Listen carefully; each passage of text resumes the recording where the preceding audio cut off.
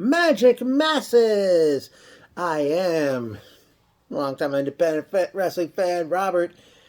I was not in attendance, but Fuel was a great show. Couldn't make the show because I now work on Saturdays, and I'm the type who'd rather miss a show than be late for it. Okay, so the night begins with singles competition as we saw making his Pro Wrestling Magic debut, Chris Benet, as he went on one-on-one with crowd favorite Power Punch Vinny Pacifico. They brawled on the floor early in the match. Benet hit a bicycle kick followed by a seated senton on the mat. Vinny came back with a Stone Cold Stunner and an Ace Crusher. Benet prevented Vinny from hitting the Olympic Angle Slam. Vinny eventually came back and hits the Olympic/Angle Slam. Benet hits the Regal Roll.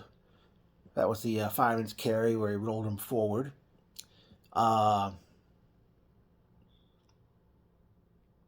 Benet missed a Vader bomb, but Vinny then hit the power punch to where Vinny Pacifico defeats Chris Benet at 8 minutes 20 seconds.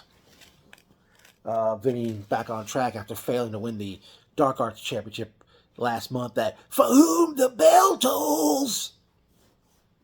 Next up was the open challenge made by the junior heavyweight champion El Pacto Diabolico's Eden, who was accompanied to the ring by Mateo Marcelos. And out came, making his Pro Wrestling Magic debut, Johnny Vega, All Heart Johnny Vega, who was came out of House of Glory where Eden was trained. And Eden was going to try to let Johnny talk to the crowd. Then Eden attacked him before the gong went off. Vega hit a tope suicida outside on the floor. They brawl on the floor. Eden hit the for those who I've heard of the belly to back suplex on the floor. When I've seen many people do this on the indies, they look like they pick them up for like a belly to back suplex or an atomic drop, and instead of doing a belly to back suplex on the floor or an atomic drop on the floor, they drop their back right on that hard apron. And every time somebody does that, I yell, "Sick bump!" So that's how I refer to that move, the sick bump. I know there's been sick bumps in wrestling for so many years. Okay. Eden was dominating with a German suplex. Vega hit a German suplex of his own. He tried for a swinging DDT. Eden thwarted that. Ended up nailing Vega with a Michinoko driver. Eventually, Eden got the win with the Rings of Saturn. Perry Saturn's submission move that he used in WCW, and even in I don't know if he used it to win a match in WWE or not. And you could hear Front Row Mikey of the commentation station yelling, I think he kept yelling, the rings! And Vega eventually submitted.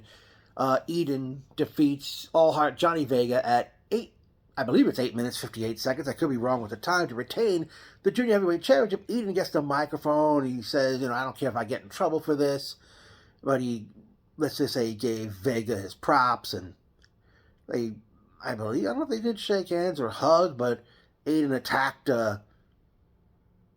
Eden hit a clothesline and scooted up for a tombstone pile driver, and I guess up on the screen, because I was watching the show on Pro Wrestling Magic live on the YouTube, we see the Brooklyn Outlaw Donovan, and he mentions that Eden was the one who attacked him, Donovan preventing him from competing at Kingdom Come 10, and Donovan says, to Shane Fair, hey, do me a solid, I want Eden on 321. And after the video, let me see, Eden continued the attack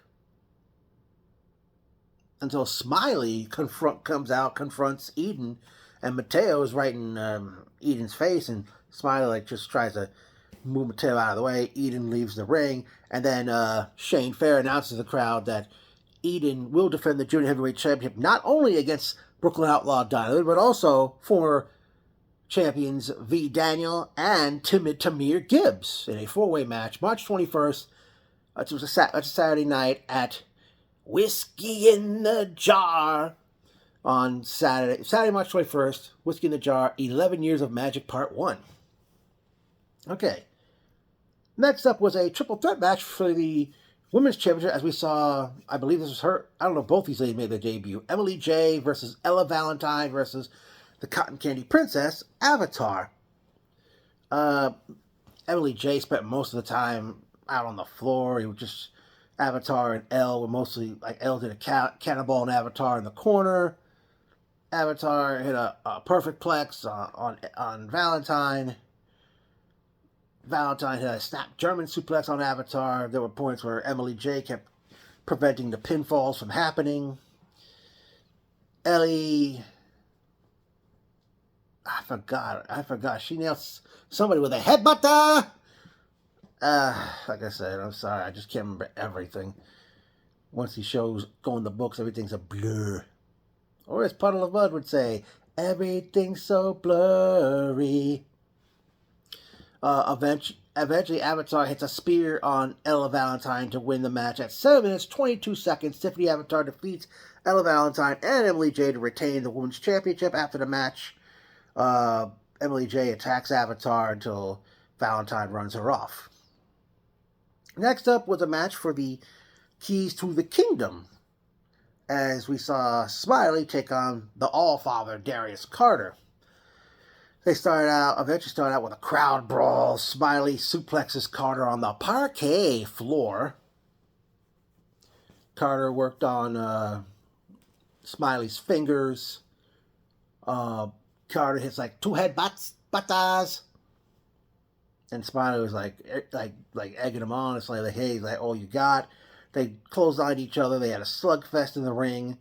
Smiley hits what the commentators called Father Philip. For those who know, Philip is that like mask that Smiley brings to the ring. It's kind of like has that Al Snow mannequin head influence. That's, I guess, how Smiley probably came up with Philip.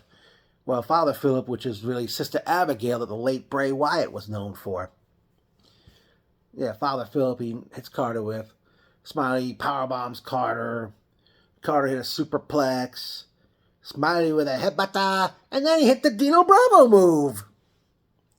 By the way, John Harder, I know you were in attendance, but I was not there. But that article I recently saw online. Yes, the late Dino Bravo's finishing move. Maybe it should be called the Dino Bravo. And I was not a fan of Dino Bravo, folks. Believe it or not.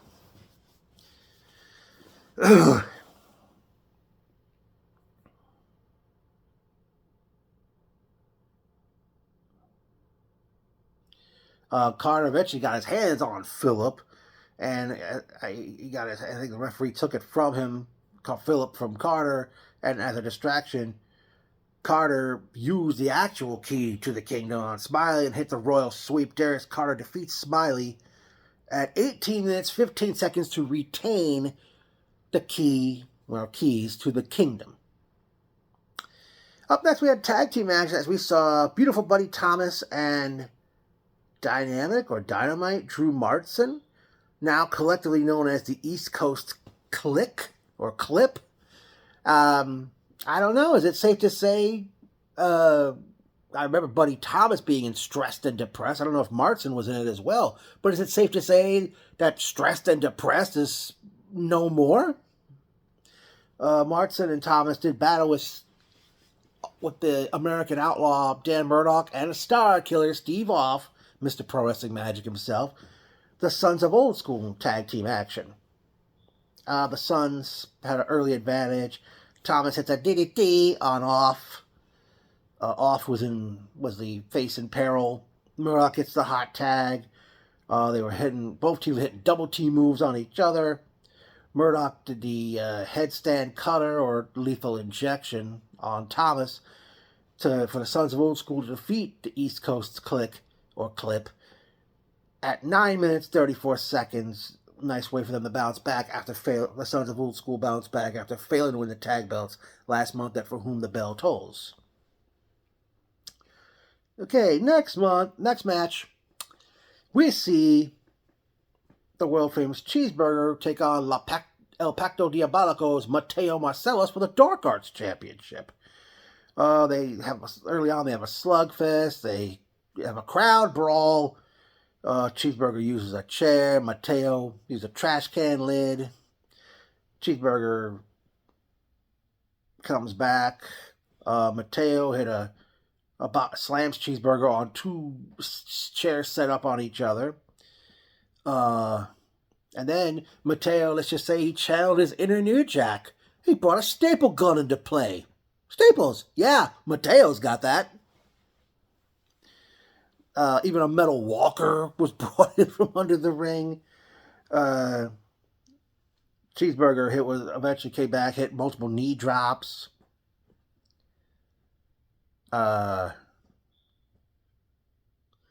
then I think somebody hit a DDT on a stop sign. Eden eventually comes out. He tries to tie Cheeseburger's hands behind his back, but Cheeseburger broke away, and I guess he didn't. And whatever rope or whatever he used to tie Cheeseburger up, it didn't last. Cheeseburger hit what was called the shote. It's like palm strikes, multiple palm strikes. Used a crutch. Mateo eventually staples used a staple gun on Cheeseburger's groin, and then dropped him on 4 chairs off the top rope. Mateo Marcellus defeats Cheeseburger at 15 minutes, 33 seconds to retain the Dark Arts Championship. After the match, Shane Fair tells Mateo, apparently, I guess La Bruja is not here tonight, so I'm making a decision right now on March 21st. Tells Mateo, you're going to face Isaiah Wolf for the Dark Arts Championship. Excuse me. Okay, next we see Nate Wallace and Dave McCall, the Rep, challenge Brandon Downey and Lugosi, the Revolver's Chamber, for the Tag Team Championship. The Rep attacked before the gong. Nate hit a belly-to-belly suplex on Lugosi. Downey got the hot tag. He starts cleaning house. The Rep hit what they call the commentators called champagne toast. It was like each member of the Rep powerbombed both members of Revolver's Chamber, where Brandon and Lugosi, as they were being lifted they were up for power bombs, and as Nate and Dave let go of them, Brandon and Lugosi, their backs hit each other, bumped into each other in midair. I've seen the Rep do that before. Didn't know they had a name for it. The end came when Downey pins McCall as Schoolboy at 8 minutes 9 seconds. Revolver's Chamber defeats the Rep to retain the Tag Team Championship. And then it was main event time. We saw the Revolver, Alex Ryman, challenge the good guy Azrael for the Heavyweight Championship. And Ryman was noticeably limping to the ring. They said he hurt his knee during the Chaz Memorial Rumble last month. Azrael pretty much was taking advantage of the whole situation, as at one point he puts Ryman in an Indian Deathlock. Ryman eventually hits the elbow from the top rope. Azrael did his stomp off the top rope. They did a second top ropes up onto Ryman's knee. Puts Ryman in some kind of submission move. I forgot what it was. Then he puts Ryman in a half crab. I don't know if he put him in that same modified figure 4 again. Ryman eventually tapped out. Azrael defeats Alex Ryman at 13 minutes, 36 seconds to retain the Heavyweight Championship.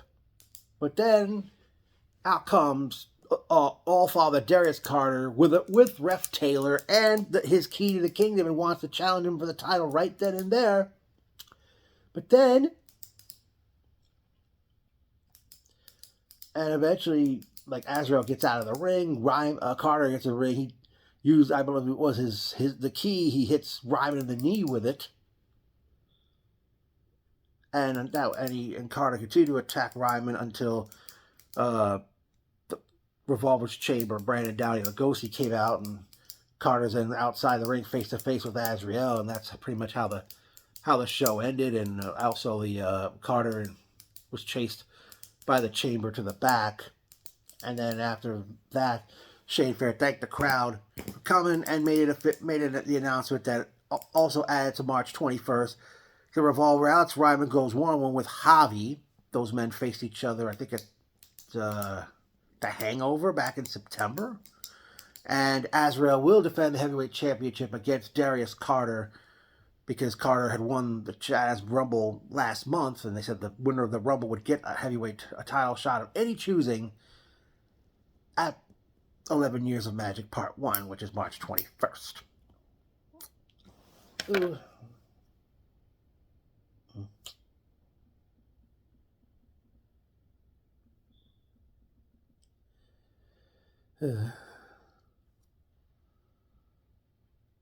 Okay. So, I thought it was a good show, even though I couldn't be there. Not sure if I'll make Whiskey in the Jar, 11 Years of Magic Part 1, Saturday, March 21st. And, as mentioned already announced, Azrael defends the heavyweight championship against Darius Carter. Revolver Alex Ryman takes on Javi. Dark Arts champion Mateo Marcellus defends against Isaiah Wolf. Eden defends junior heavyweight title against... Eden defends the junior heavyweight championship against V. Daniel, Brooklyn Outlaw Donovan, and Tamir Gibbs.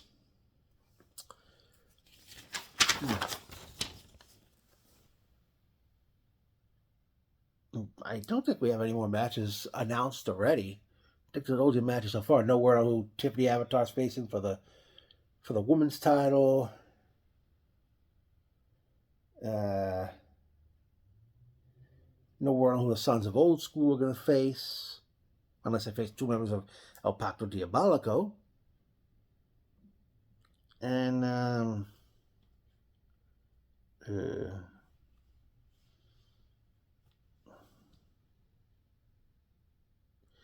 but yeah, I did enjoy this event, and I guess now would be a nice little bonus. Now, folks, I can't sing like Metallica's frontman Jim Hetfield, but I'm going to give this one a go.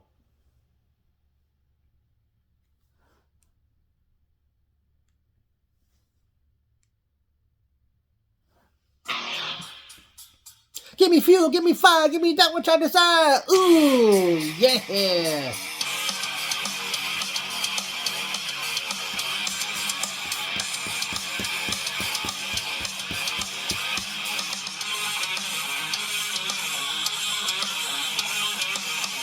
Yeah! Turn on, I see red. Adrenaline crashing. No, forget. I'm sorry. Sorry, folks. I messed up. I'm not restarting it. I'm sorry. I messed up. Can't believe it. Maybe another time. But I'm certainly not going to sing Whiskey in the Jar, whether or not I make it March 21st. So, let me know what you guys think of this video. Let me know your thoughts on the show. And I hope to come back to Pro Wrestling Magic someday. I know there will come a day, but right now I don't know when.